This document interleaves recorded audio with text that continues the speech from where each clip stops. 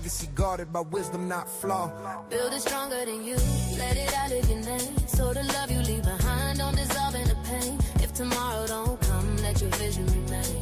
We don't just survive, we preserve the flame. Build it deeper than dreams, let it echo through time. So your children's children know you plan every line. If the world try to take, let it be resistance. This is love and structure, this is legacy in existence. Intellect sharpened by consequence and cause. I don't fear death, I fear disorder and loss. Seen the states disintegrate from sentiment alone.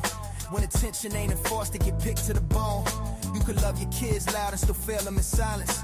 If you don't get protection, legal defiance, I speak asset allocation, privacy trust. Not paranoia, just stewardship, honor and must. This ain't rich talk, this is responsible living. A will without wisdom is permission for pillaging. I'm angry at cycles that keep us uninformed. We inherit trauma, but never the form. I break patterns with paperwork, planning and foresight. So my bloodline sleep peaceful when I'm out of sight. Don't leave love unguarded, don't leave hope unplanned. What you build in wisdom still stands when you can't stand. Build it stronger than you, let it outlive your name. So the love you leave behind don't dissolve in the pain. If tomorrow don't come, let your vision remain. We don't just survive, we preserve the flame. Build it deeper than dreams, let it echo through time. So your children's children know you plan every line. If the world try to take, let it be resistance. This is love and structure, this is legacy in existence.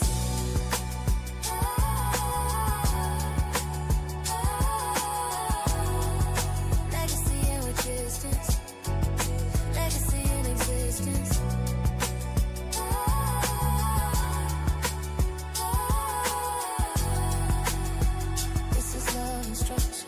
This is legacy in existence.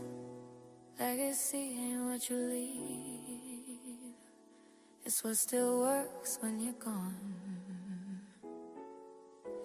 So are you gonna leave a legacy? Or are you gonna leave a stain?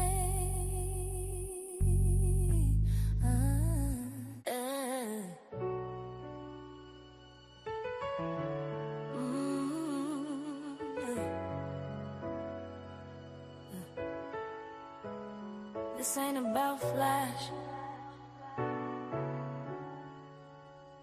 this about foundation. Yeah. I watched a good man turn ashes to acres, built from nothing, still left it exposed to the takers, paperwork missing. Intentions were pure, but the absence of structure made the outcome assured. They say hard work is enough, that's a myth we inherit.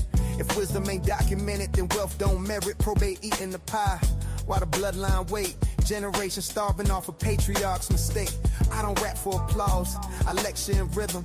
Each bar is a brick in the system I'm building. Ownership over emotion, control over chance. A future that's written, don't rely on advance. I speak to the fathers who thought they had time, till the clock made a liar out of hustle and grind. What you leave ain't your money, it's instruction and law. A legacy guarded by wisdom, not flaw. Build it stronger than you, let it outlive your name. So the love you leave behind don't dissolve in the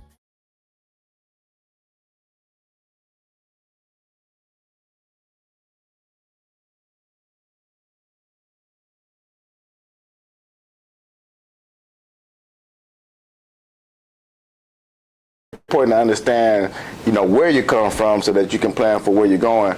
John Washington with me, man. Wajonay Financial Solutions. Hey, John, how's this podcast been for you, man? Man, this has been really good, and I want to thank all of you who have liked our last and shared our last. We're up to over 1,000 views. We are able to start the monetization of that, and so we want to make sure that if you like this, what you're hearing, the content, share it with your friends, share it with your family, share it with your professionals, because we want you to make sure that you get the message out there. That's right. That there is a different way to look at this. We, as always said, 95% of people in this country are going to go to probate court. The question is, what are the 5% are doing? And what we talk about is what the 5%ers are doing. doing. We really should almost call this episode the 5% or something, because the fact of the matter is that these folks know what they're doing, because they can hire. See, the first 4,000 pages of the IRS code, some IRS pages, something like that. The first 400 pages what CPAs and it's a public side and financial planners and estate planners, attorneys pay attention to. But the other 3,600 pages are paid attention to by those who are able to hire accounting firms that can look through that and see what loopholes they got, and then they utilize those loopholes to their advantage. But one of the biggest advantages that they utilize are private federal trusts. Now, there are a lot of people making heyday out of private federal trusts. There are some companies out there that are trying to do federal trusts that are federal trusts in name only, because they're trying to put the jurisdiction in a common law state like Texas and some of the other 9 states total that are here in the United States that are common law states. And so those states, Russell, are the ones that they're trying to put federal jurisdiction on say that it's a federal trust, right? That's a federal trust, but that's a federal trust. But you know what, John? You know only. what? You know, it's actually better than the other living trust that's attached to will. So they're a little bit there, but they ain't quite there yet. Right. Listen, this is for educational purposes and informational purposes only. We're gonna talk about today. The episode today, we're gonna talk about common law versus civil law. Right. Mm-hmm. And common law versus statutory law, for that matter. Right. So, you know, what he just said is going to play into what we're talking about today, with these 9 states being common law states. So let's get into it, John. Let's talk about common law. All right. What do you know about common law? Well, common law is just like they say, common sense. When we first started this country, of course, you had many countries like England and places like that when the 13 original colonies got started. Well, they went on a common practice of laws and so forth, but believe it or not, most of these laws were based on the 10 Commandments. So the 10 Commandments was sort of like the superior law of the land. And most of the things that you have in criminal law, in fact, they say you can hang most of the law on 3 things. That's contract law, that's right, that's civil law, and then it's criminal law. And so all the law can hang on those particular 3 things. And so when you look at it today, the common law practices that people have that make sense. So you had a lot of common law contracts and things like that that were made in the original 13 original colonies. And long before there was a state statutory law, there was laws that governed the land, and these laws came from England. And eventually, when the Emancipation Proclamation, when the Declaration of Independence took place in 1876, and later ratified, you had this sense of constitutional parameters that now people were governed by on the federal side. But on the common side, the states, until the states start becoming states, that's when you have state statutory law and the imposing of civil law. So common law versus civil law, you know, what people got to understand about that is common law, y'all, is the law from judges. It's a judicial type of common law, right? It comes from the ruling of a judge, or judges, I should say, judges, right? Civil law, y'all, is codified law. And I want to make sure everybody understands what that means. What do you mean codified law? These are codes that in ordinances that they put in place, and if you break one of those codes or ordinances, then you're penalized, okay? So it's not necessarily you got to go in front of a judge in order to break that particular code or that ordinance, see? And so, you know, when I was doing my research on this, I could not believe it that it's over 180,000 codes. Wow, it's a lot. That, Doc, if you or your family members break at some point, there's either a penalty or you go to jail. Right. As a matter of fact, I heard it's a fine. As a matter of fact, I heard on one of the programs called Diary of a CEO, one of the gentlemen on there, he was a spy for the United States government, and one of the things that he said is that on an average given day, the average person commits 2 to 3 felonies a day. Because of all the codes. He says because of all the codes, all the stuff that's out there in the law. He said if they want to accuse you of something, they want to stick something on you, you. All they have to do is scrutinize and follow you and all that kind of stuff. And really... It reminds me of the Pharisees about the Sabbath, right? Right. Constantly, all these laws say right, take 1,000 steps or whatever. Right, because if you look at it, if you go right back to where did all this come from? Right.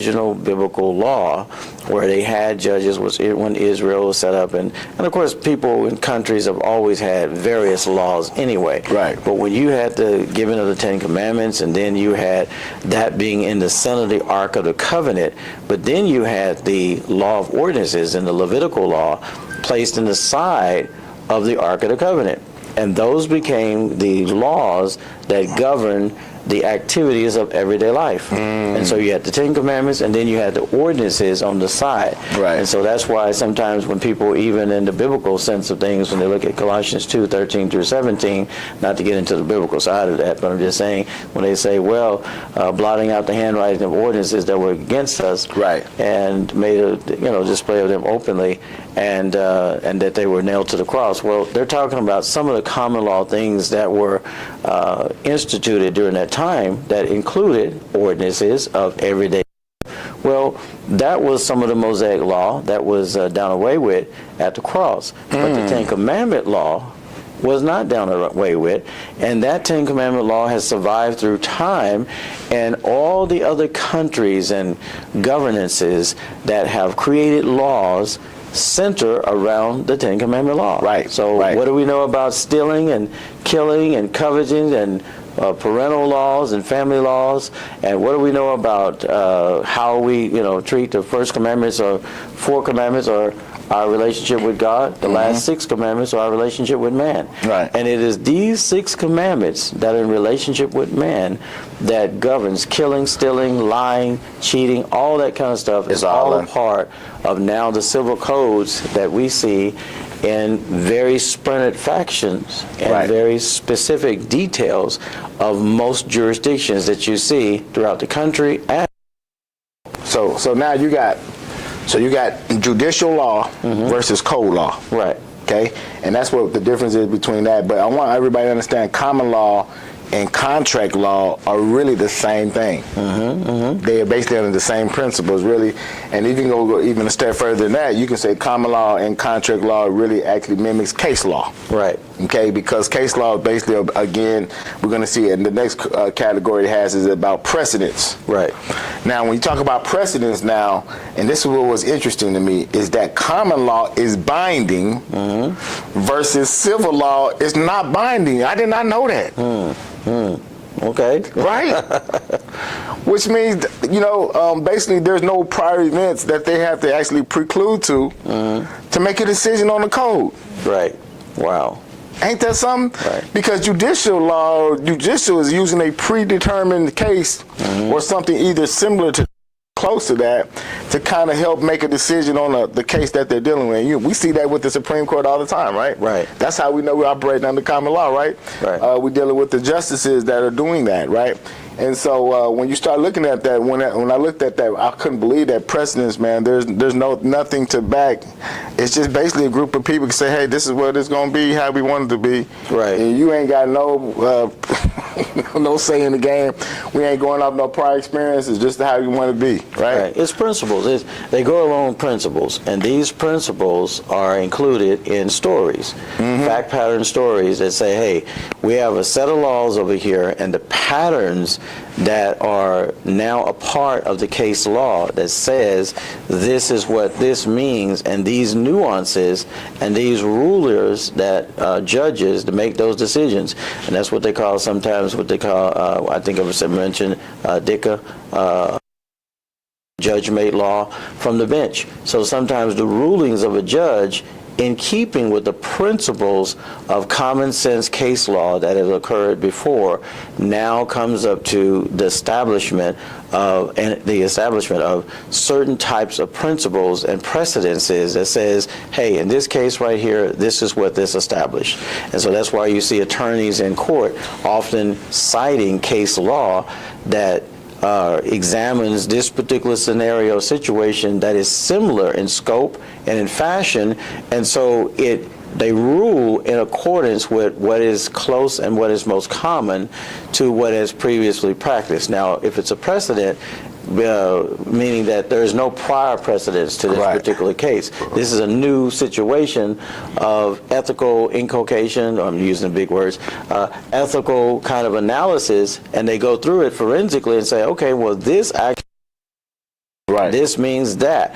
And so now they establish a, you might say, a codified or codified way of looking at it in principle, and saying this now sets a new principle of how we're going to judge future situations that are similar to this in scope and in scale. That's how we're going to rule in accordance with previous precedents. But if it's a new precedent, this is a new area of law, like, for example, intellectual property.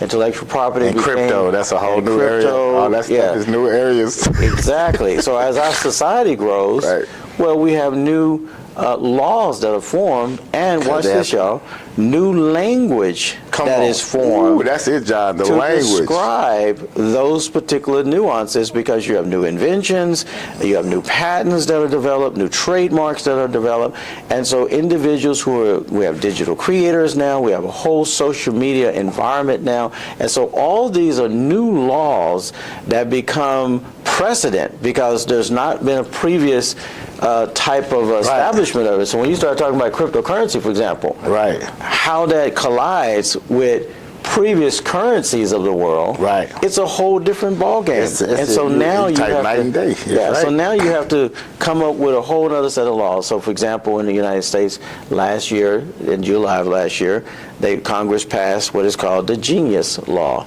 Genius Act. The Genius Act. That's right. And what does the Genius Act include? Basically backing the stable coin as the new dollar. Pretty much. The USDT now, y'all, if y'all don't know that, listen to me. Paper is no longer invalid anymore, okay? They're using a token coin, they're using coins, and things are changing, like John is saying. And so, again, you're going to watch how laws are changing, because you got to understand whether you're in common law, or you're dealing with common law, or you're dealing with civil law. When it goes back to our trust is that if your trust is in civil laws, then it's under the codified laws. That's just as simple as that. It has to be as simple as it gets, right?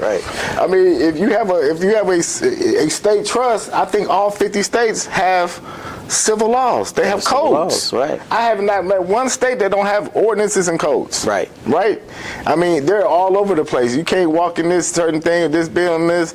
I mean, how you build things. You have to have things with building, all of those. Every city, state, county, y'all, basically is operating with codes, codified. And you know that is, again, civil law. Now, next thing I want to look at is the legal reasoning.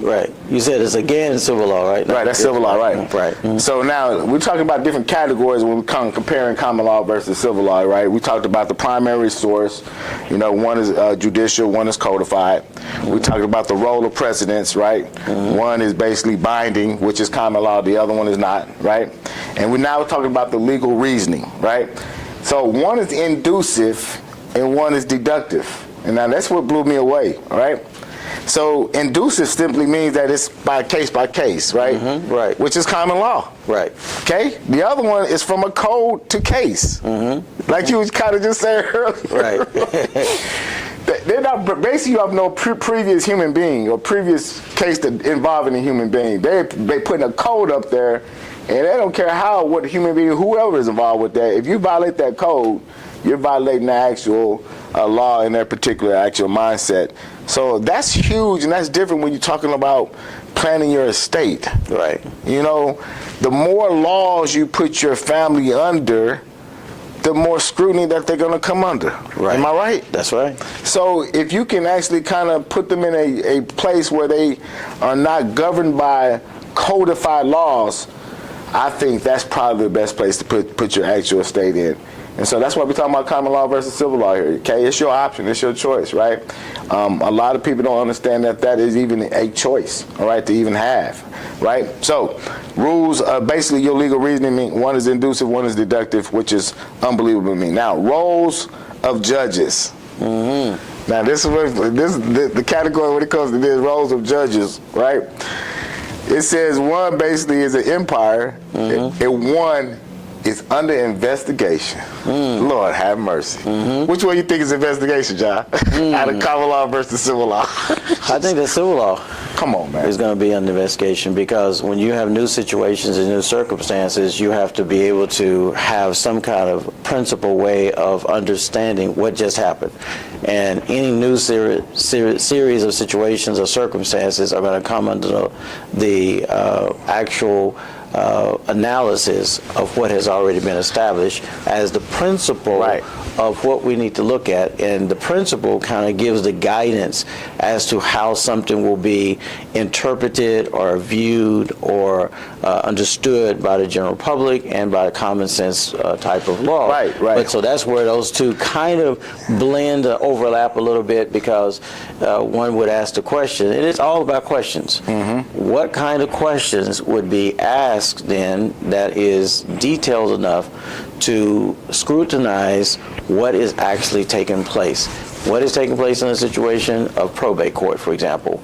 That puts the family in the state statutory side, or it puts people in the federal side?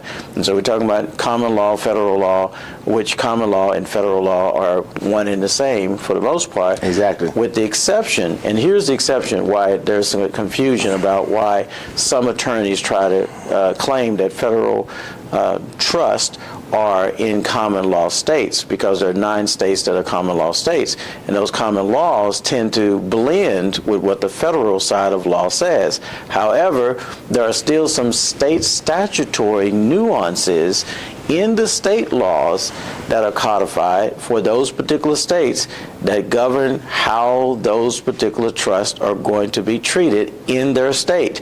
So therefore, they have the jurisdiction over making those determinations through their legislature, through all the specific details that have been laid out and codified, and said, this is why we're, as a state, this is how we're going to view that particular type of trust. Exactly. Now, and that's what you have when you have and you sign on to a revocable living trust, for example. Then it's going to have all those nuances as a registered document with the state. The state has jurisdiction over it, and the federal has jurisdiction over it. So you're double regulated in that sense of the word. And I want everybody to understand this. It's two different mindsets when you're dealing with common law versus civil law.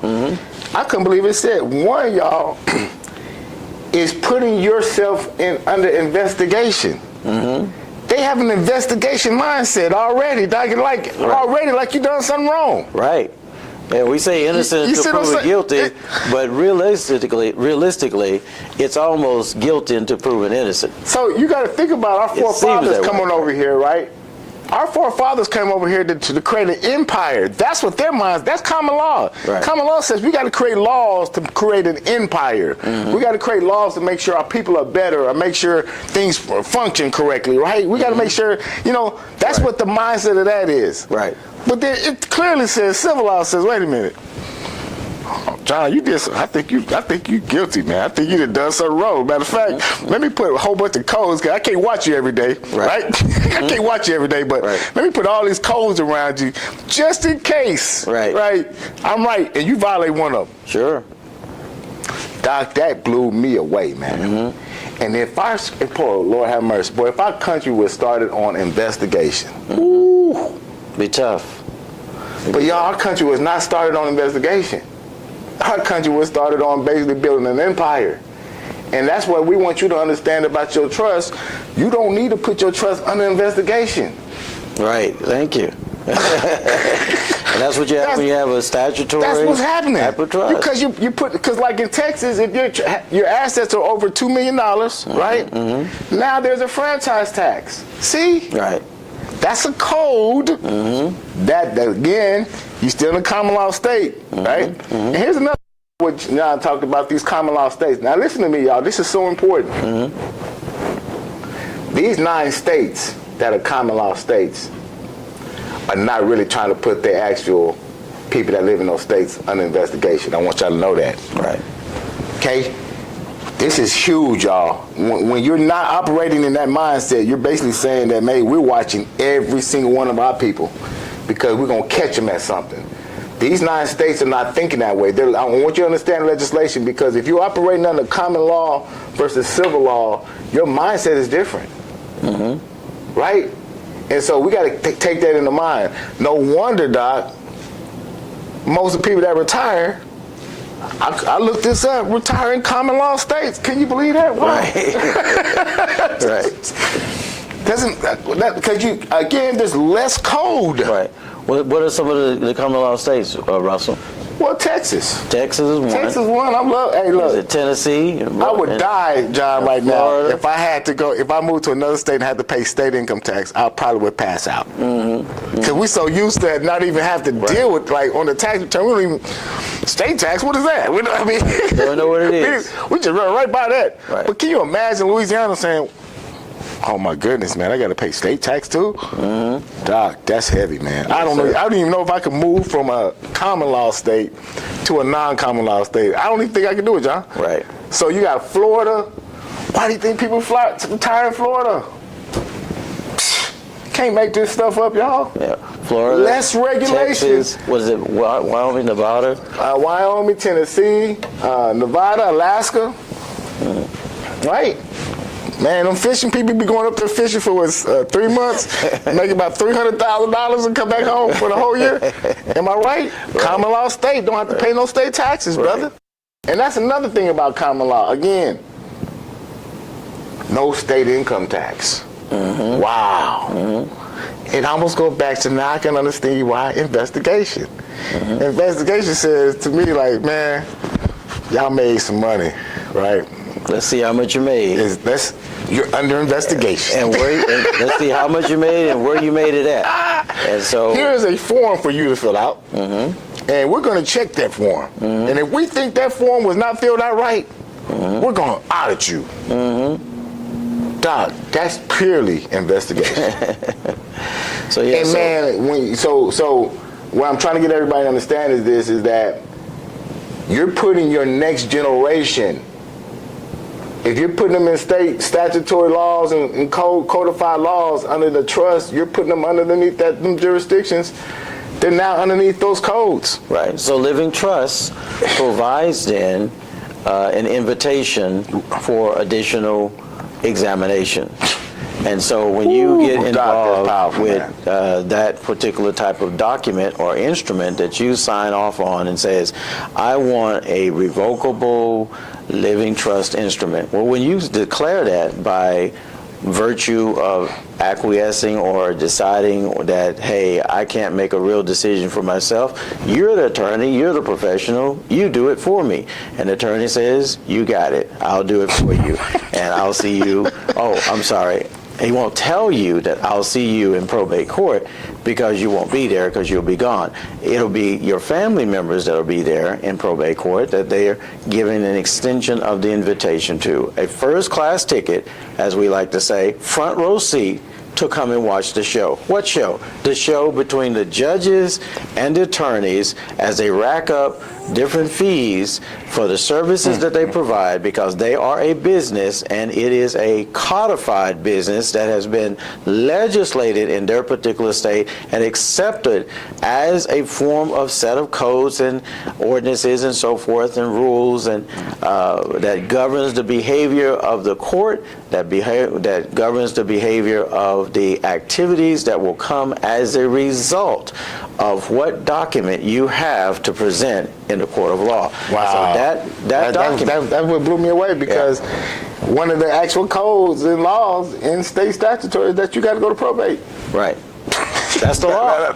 All wills, all 50 states have to be probated. There's no. And if you have a living trust, they're going to attach a overpour type of will with that particular living trust. That gives the lawyers the invitation to take your family. Yes, you have the trust part and you have your document, you have your assets that are in that, but all the other additional assets that you have accumulated in that particular document is going to go into the overpour will, and that gives the attorney the engagement to be able to take your family to probate court. So all the titles of land, titles of deeds of property and houses and so forth has to now come under the quote unquote the investigation, the analysis of what the court rules have to say about this particular scenario. And if you die with nothing, you die. They have intestate laws. They say, okay, well, you couldn't make up your mind, and you procrastinated and kicked the can down the road and couldn't make up your mind about what you wanted to do. And then death catches you off guard, accident catches you off guard, and death results in it as well. Now you're in a situation where, and COVID should have taught us this too, because that was a lot of families lost their lives immediately and with no plans whatsoever, and that led them to probate court. So what we have now is a scenario, Russell, of where you have the state statutory laws that are now examining everybody's case-by-case situation that is in their case law, a state case law that governs what principal things need to take place. This is what document you need that document, that document, that document, that document, and until you have those documents, probate, your assets that are on probation, the conditions of the court are not satisfied. Wow.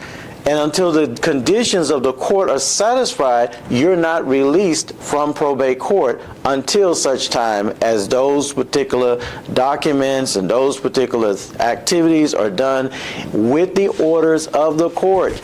And this is why a lot of people then get into a expansion of fees from lawyers, from court appearances, and so forth. That's how the fees stack up.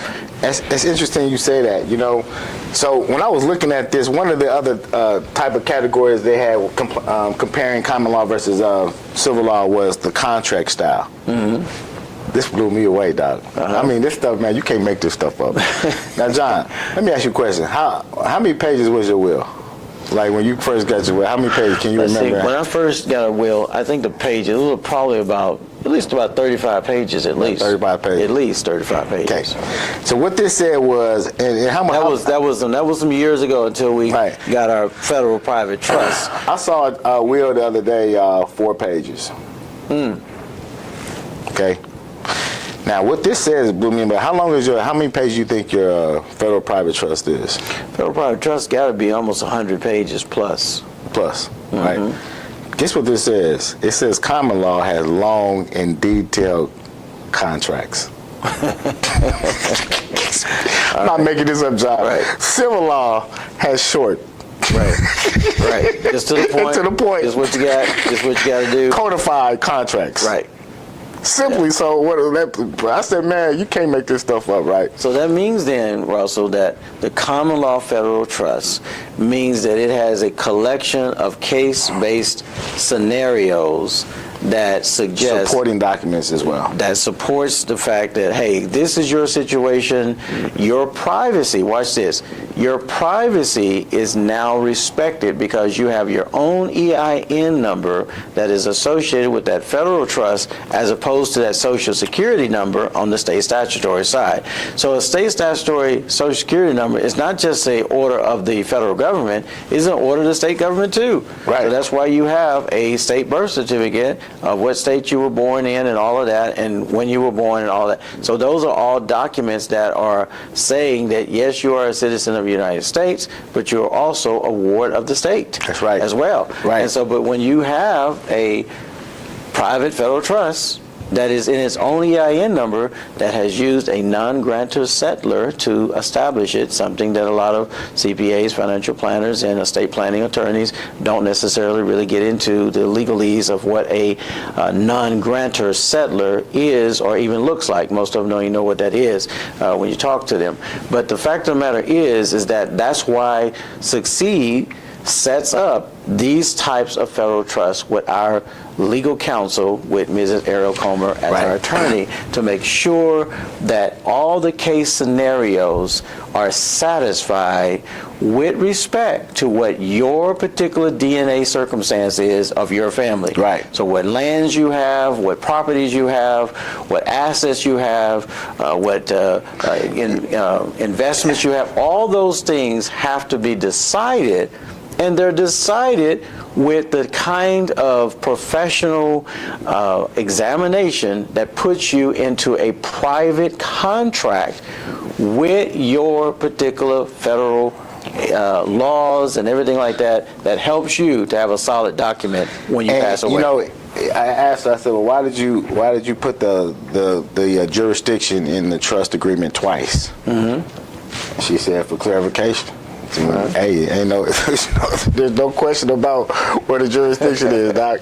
Right. And the things around. So that not only the trust agreement, but then supporting documents. Like, it's one thing for us to say that you're the actual trustee or in the trust agreement. Mm-hmm. But it's a whole nother thing that for you to accept that role. I can say all day you the trustee, but if you don't accept the role, then what good is it you say you the trustee? Right. So those kind of things that a lot of people don't pay attention to, the things that are going to give support to the real document that you need. You need a lot of things that can go around your trust document. So Succeed makes sure all of that is there for you.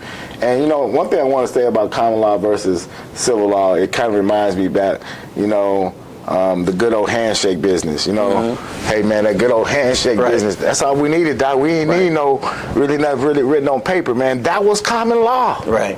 That was common law. You know what common law says? That do right by every single transaction. Mm-hmm. My goodness. They talking about financial transactions, they talking about people transactions, they talking about every interaction that you do.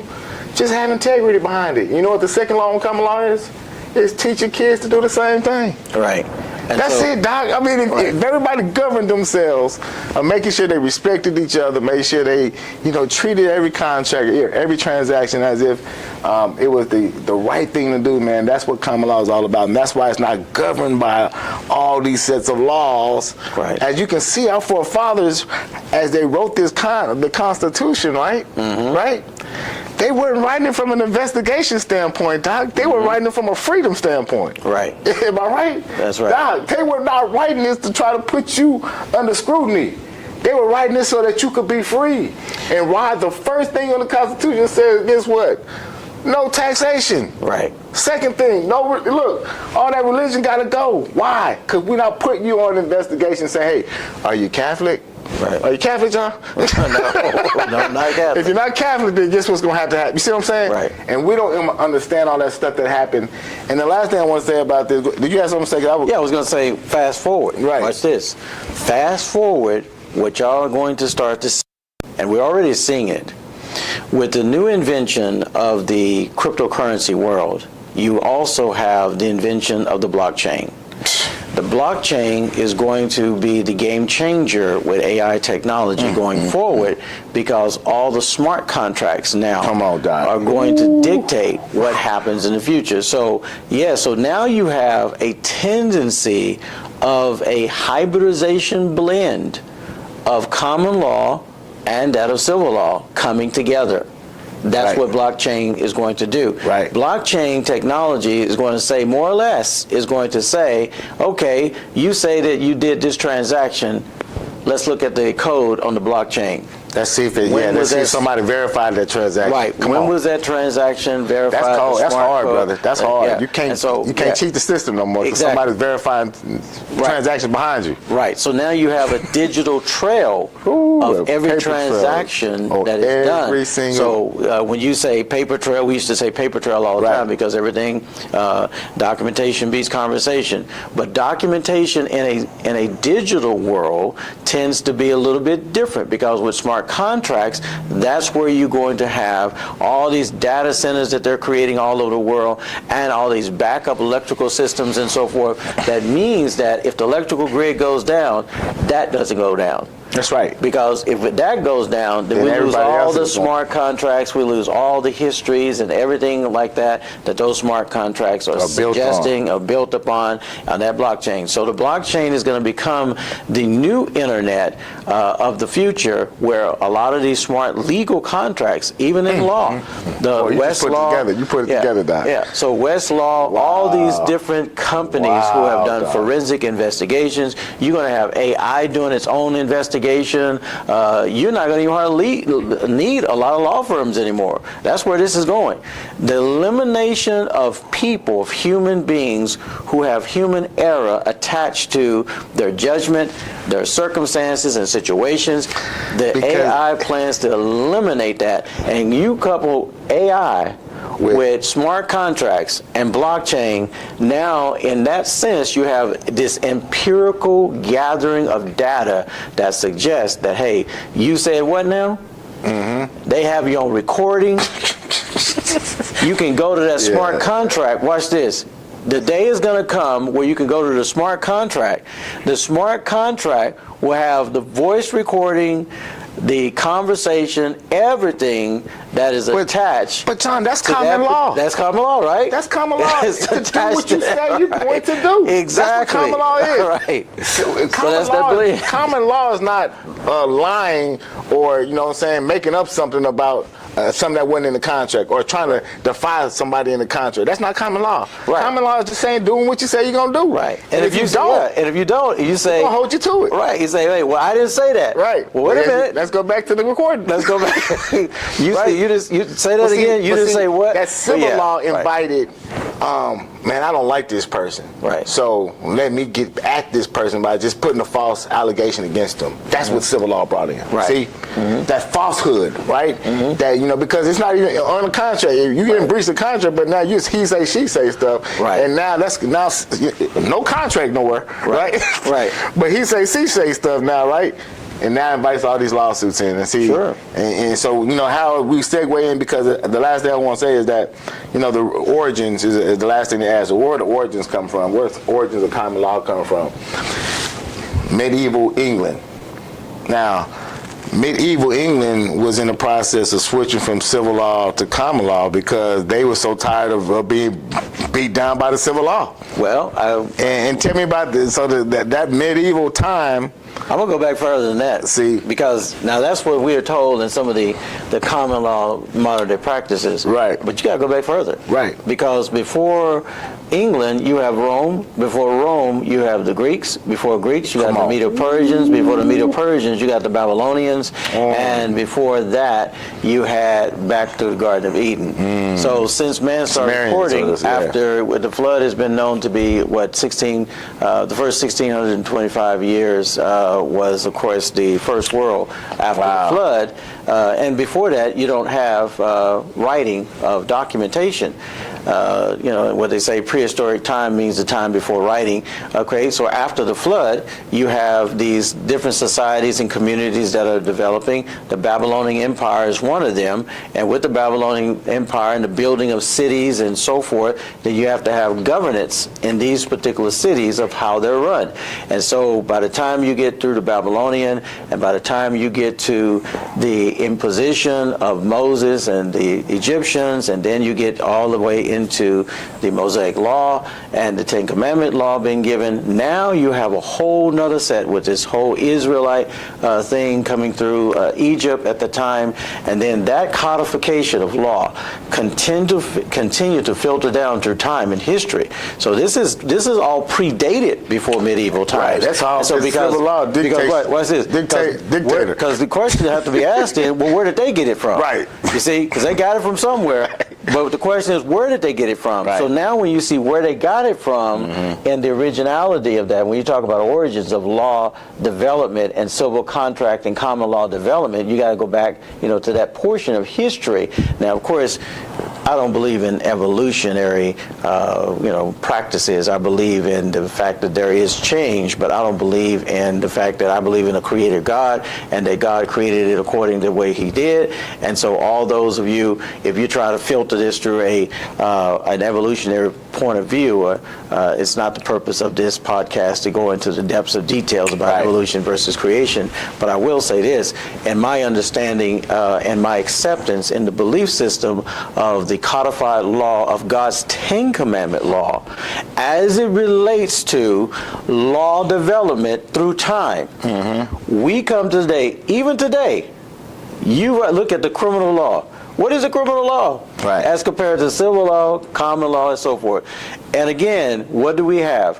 the blockchain as well. Right. You have the investigations, as you say. So you commit a crime, you violated the law, or you broke the law, now you come under a set of penalties Right. that are associated with that. the consequences of such violations. Right. When it comes to contract law, if you shake hands on a contract and you made an agreement with someone and it's on the blockchain, they go back and look at the blockchain and say, okay, you said Right. that you didn't say that. Right. But we have you on record as saying that. Right. Right? Right. And so, you know, so it says origin of civil law, it goes back to ancient Rome laws. Mm-hmm. Ancient Rome. So, I mean. And where they get it from, right? And so, like you said, they got it from the previous governments before that. So, everybody needs to write this down. So, if you want to know what common law jurisdictions are, right? You write this down. I'm taking this right. I'm telling you, man, you know, AI is taking over, man. You just, you know, that's why we don't have to fight nobody about the information we say now. We just say, hey, look, just go Google it, go to AI, you can look it up for yourself, right? Right. So it says common law jurisdictions, primarily English-speaking countries like United Kingdom, United States, except Louisiana. Right. they clearly, Doc. Now that's a whole other conversation for a whole other day. Except Louisiana. Louisiana is under French law. It's not under common law. And French law has its own set of laws, believe it or not. It also says Canada, and watch this, except Quebec. See, Quebec is under another set of laws. Right. French. See? The same thing with Louisiana. Right. So, some kind of way, Louisiana said, hey, we want to keep our laws, our governance, or our laws in both of these particular countries. And then, of course, Australia, of course, is under common law. And I didn't even know this, that India is under common law. Right. Now, when you talk about common law versus basically civil laws, what I noticed about when we had a person going through law school is that anytime you do a service, you provide a service like a massage service. The reason why there's no taxation on the service because services are governed under common law. Right. Now, when you sell a product, like if you're going to sell a product, right? Right. Gift certificate. And retail something or a product, now those fall under civil law, which means now again there could be a sales tax. So when you look at attorneys that provide services like Succeed, we provide services. You know, we'll set up your business for you and all that.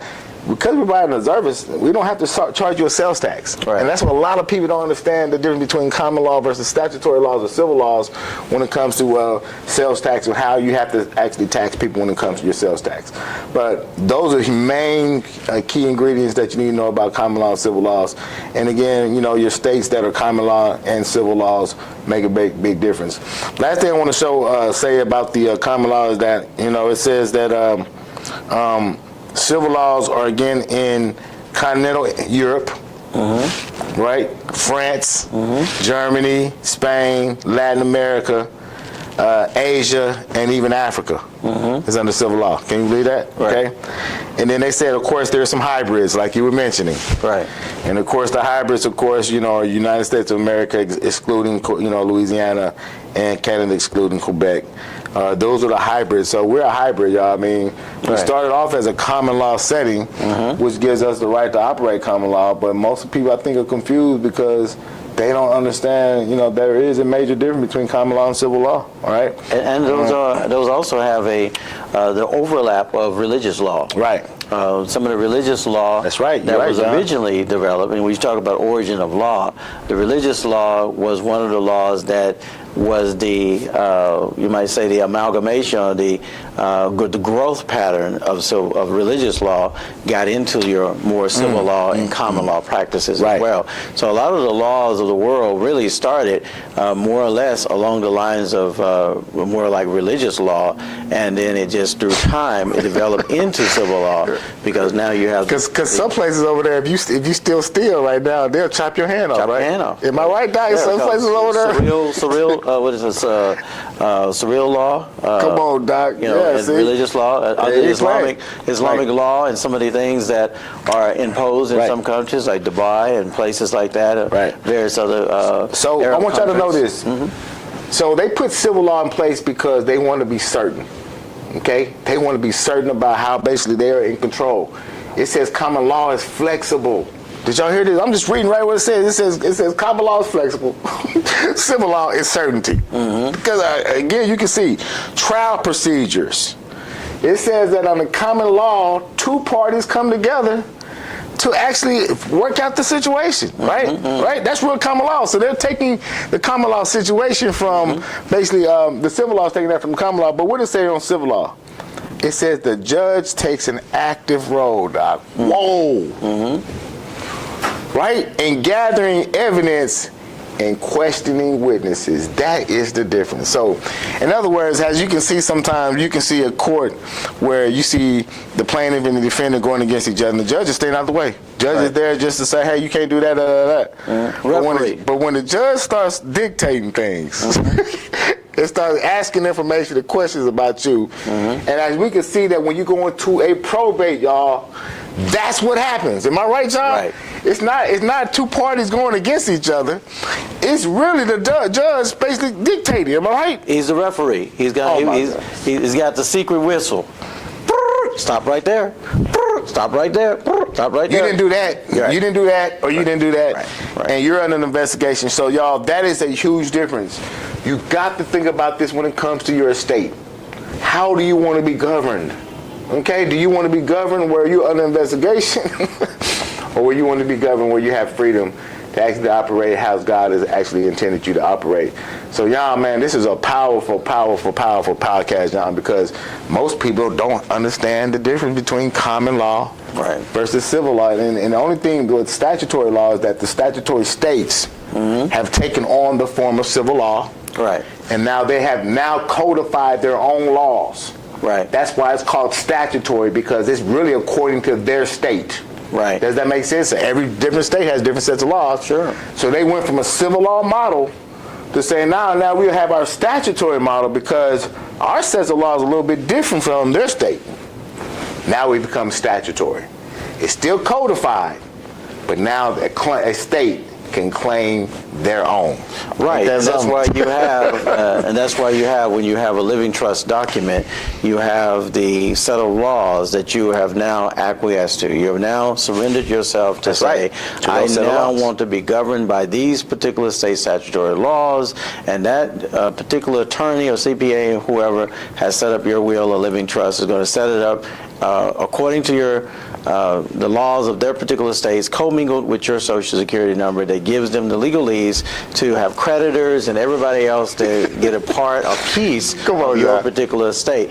Because the rules of that state, that is what it dictates, is that you have to pay your creditors, you have to do this, that, and the other. And so you're under those particular sets of laws that determines what that needs to be for your family and your loved ones. However, when you have a federal trust, the federal trust gives you the empowerment like an individual king or queen over your estate. So there is no probate court that you have to go to. There's no sense of the taxes that states have to impose upon you, and federal as well, because it's private. It gives you the maximum privacy, it gives you the lawsuit protection, and it allows you to be able to qualify for Medicaid as well, because the EIN numbers that are associated with your federal trust is separate from your Social Security number. Therefore, it puts you into the jurisdiction of the common law of the Washington, D.C., which is the jurisdiction of federal and not that of a statutory So that's funny that you say that. So, like, when a person uses their home address, right, to set their trust up, like probably 95% of all trusts are set up like that. Probably more than that, right? That's why they're going to probate court. Right. That's why 95% of people go to probate court. So, the city is posted with most people's addresses in a city. Right. You just now, since you put that city's address on your whatever EIN in your paperwork, the city's over your trust. Right. Now watch this. The city's over your trust because now it's in their city. It's in their jurisdiction. Right. Just like a police officer from Plano can't pull you over if he's in Lancaster, right? Because he has to be in what? That city jurisdiction. That's right. And then what happens, y'all, is that you didn't realize that the county has jurisdiction over that city. Right. It does. So now the county is telling the city what to do, city telling you what to do, but you basically now being double regulated already from city to county. Right. Just because you put what? That state statutory address on there. Right. And then here it is. The state is over the county. Yes, sir. Now you got 3 layers of ordinances that you got to adhere to. Right? And then you forgot about the last one, which is the federal. Man, that's 4 layers, Doc. When I thought about that, I said, Lord have mercy. When you put your, and John, you've been right, man. Man, they got to change it up, Doc. Look, when you put your address on that trust in that city, you just don't understand what you just did. Right. You just put yourself, it's an invitation. You just gave them all jurisdiction to Just you. invitation. Everybody that's under the sun has jurisdiction to your trust. Right. City officials, county, state, and federal. That's why you got to be really careful that the laws and the banking system is also set up similar in the same way. You have your federal and you have your state, and a lot of banks are state banks that are also with a trust as well. Most banks are trusts, and so you have a situation where you have some banks where you have come in there and you got your federal trust set up, and then they want to put your particular jurisdiction in their state. So they want to put you as the trustee, and they want to list your address as the location of the particular type of trust.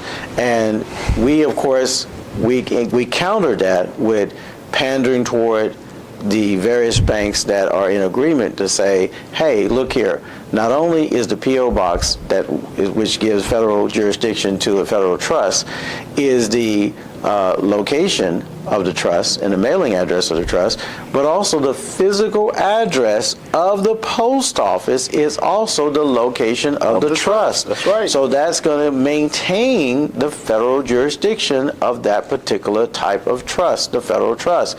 However, what some people are doing is they're claiming to have a federal trust, but you got the jurisdiction in your state, and if you go and open up a bank account, which most living trusts don't open up a bank account with the person's living trust situation anyway, but if they did, the bank is going to do the same thing. They're going to put you as the person that has a power of attorney or whatever, because you don't have the privilege of having what is called the compliance officer, which is a position in the federal trust, which is no such thing in the living trust. And so you are going to be under the scrutiny of that attorney and that particular jurisdiction that has placed that trust there in that state. So the only thing that will differentiate you and your family going to probate court is to have a federal private trust.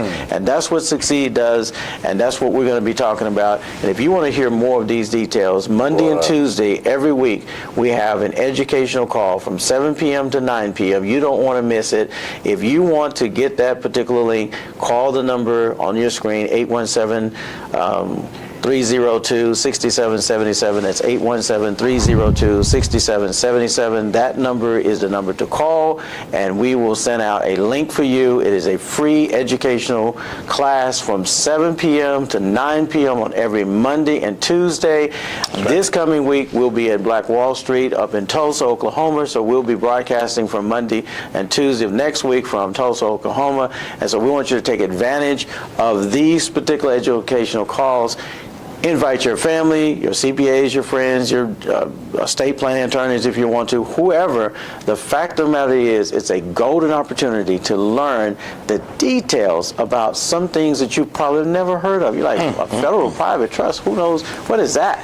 You know, because you start trying to Google it and look it up, and you start getting roadblocks there, and you're like, well, wait a minute, it's only federal trusts are what they have with Medicaid and Medicare and some other stuff. I don't see federal private trusts, which y'all talking about, and the fact that you don't see that is what adds to the sort of mystery, but the privacy of what these trusts are about. It's the privacy. It's the 5%ers of what they do versus what everybody else is doing. Wow. Last I read in the scriptures, it says, straight is the gate and narrow is the way, and that sounds like few there be that find it, but broad is the gate. And so you're saying 95% of everybody going to probate? Right. And so broad is the way. And many there will be that go in there to the way of destruction. Ooh. And if you want to start on the pathway of destroying your financial empire of generational wealth, then you go to Broadway. Go to Broadway. And therein like everybody else does. Every principle that is aligned with that, that's the direction you go to. But the road less traveled, the straight and the narrow way, the way of wisdom, the way of knowledge, the way of additional understanding that gives you the ability to have something else to look at and to objectively examine and see to it that you have made a wise decision for true generational wealth development. Right. So understanding common law and federal law today, that was a good podcast. And like I said, I learned a lot even preparing for these podcasts. So you guys listen, y'all. You have to make the decision whether you want your family to be free or you want your family to be under investigation. That's your choice to make. Our forefathers came over here for freedom. They didn't come over here for investigation. Unfortunately, things had to be investigated, but it's your choice. And I want everybody on this actual line that's hearing this actual podcast, you have that choice to make whether you want to actually put your trust in a federal common law situation or you want to put your trust in a civil statutory situation. John, anything else you want to say? Well, I just want to say, hopefully you will, all of you out there, as you look at this information, we invite you to give it your best objective shot and be aware that these are the types of things that need to be looked at when you're considering estate planning type of instruments to really protect your generational wealth and to be able to break generational curses. That's right. You can't continue with the curse and then think you're going to break the curse by doing the same thing that everybody else has done. That's an examination, as they say. It's doing the same thing, expecting different results. There is no different results. You're going to probate court. You got a living trust, you got a will, you're going to probate court. That's a fact in today's society and community. That's right. And if you want to do differently, then learn differently what to do. And that's what we provide is the difference that makes the difference, because it is the difference, and it is the difference between you going to probate court or you simply being able to pass on and transfer all the wealth power that God has given you over to the next generation and generation after that, that helps you to really be able to pass on generational wealth, rather than having an illusion of security, the fixation of this fictitious type of mindset to think that you got something because you got a living trust, and now you think like you're like everybody else. You think in fact, some people even have delusion that, we just like some of the people who are wealthy because we have a living trust. And you've got a illusion of security that gives the appearance of being protection. But that will, that pour over will, is going to put you in a first-class ticket, front row seat to probate court. And go back and look at our probate court episode that we did week before or two, and check out what we talked about when it comes to how to avoid, or the living trust will not protect you from going to probate court. You know what else it won't protect you from? A living trust will not prevent you from having a 5-year look back and where you will not qualify for Medicaid. But with the private federal trust, you have the opportunity to totally be able to qualify for the Medicaid. So you want to look at that. And so we're going to end this podcast and just say to you that we are grateful that you have joined us today. This was live. We're going to be doing some more tapings next week.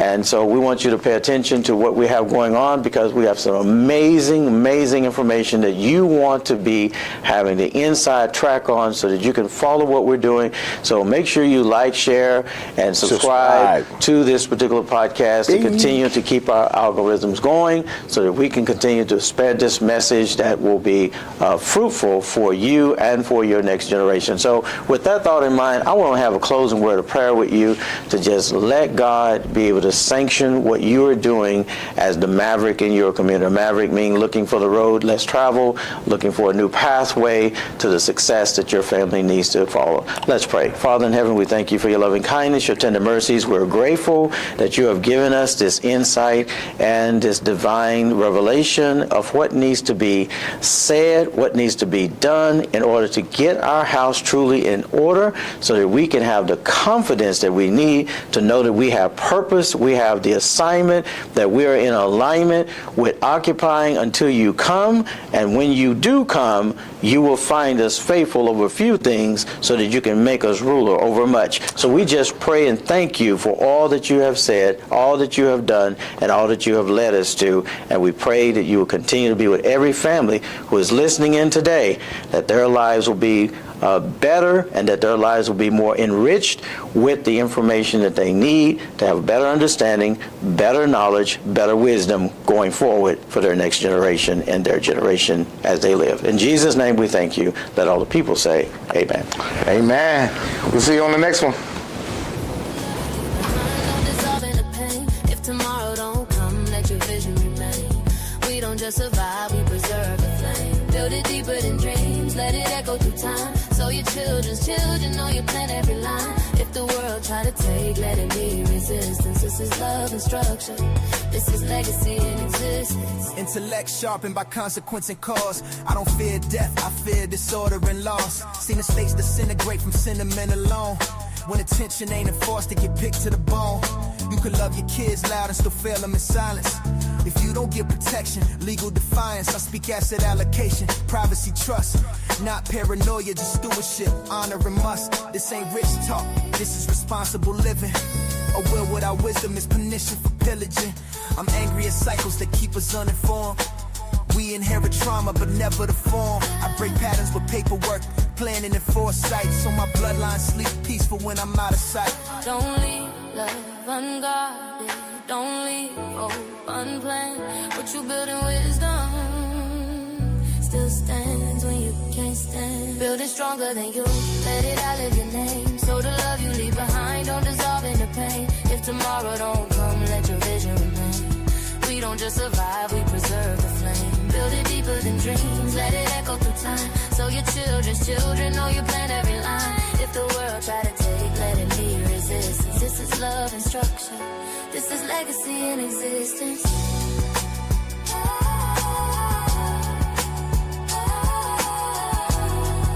Legacy in resistance.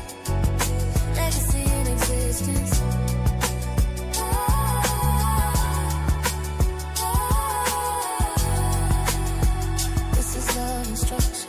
This is legacy in existence.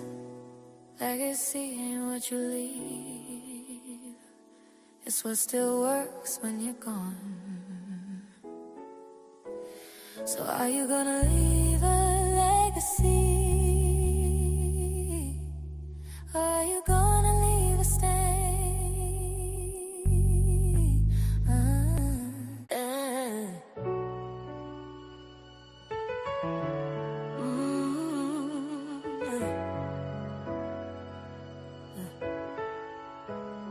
This ain't about flash,